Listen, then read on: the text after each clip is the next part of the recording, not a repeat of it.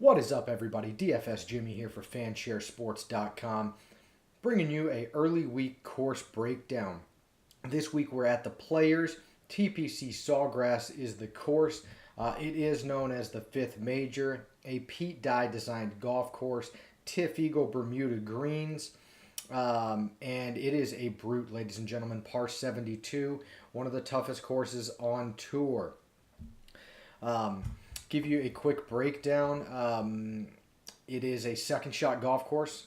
100% distance does not matter here. Scrambling will matter here. You do not need to be a good putter to win. Let's jump into the course a little bit, then we'll talk about some of the key stats and maybe the type of player to be looking for. So, Pete Dye, TPC Sawgrass. Most of your points, as you can see, are going to come from the par 5s this week.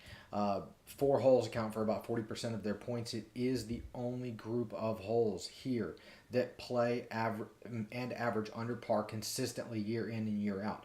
This will be the most talked about group of holes this week from the touts. This will be where you want to focus your decision making in terms of your core players on DraftKings. The second group of holes is the par 4s. Take a notice here. The long par 4s at 450 yards are brutal. They average almost a full stroke over par.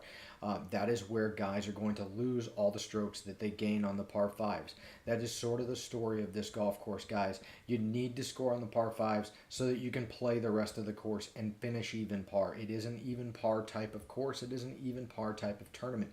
In fact, the cut line here annually averages right around even par.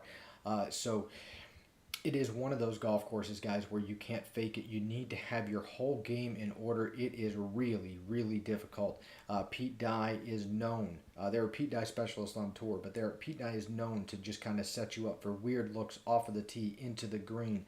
Things aren't supposed to feel comfortable. And Dye does a great job of that here on this golf course.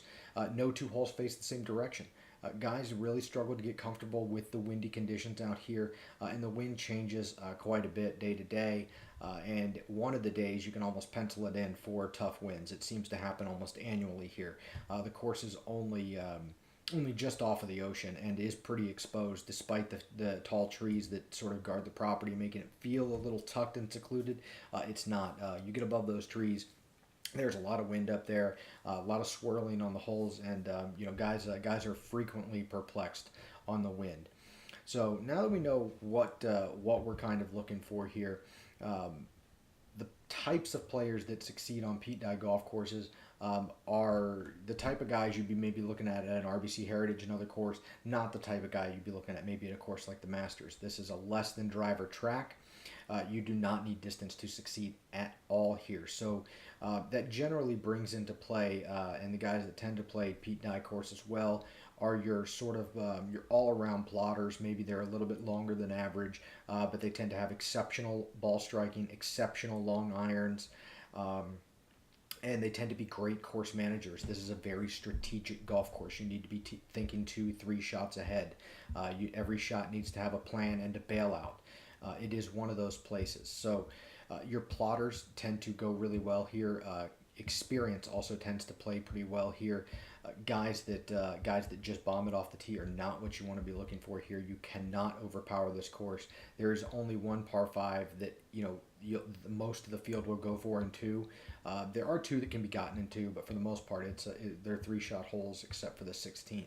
So it is one of those places where you're really going to want to favor your strategic ball strikers that don't get themselves too far out of position at any given time. Taking a bogey is fine around here because you can make it up. It is even par is a good number, but you'll see guys quickly put up doubles and triples around here with all of the water and the wind.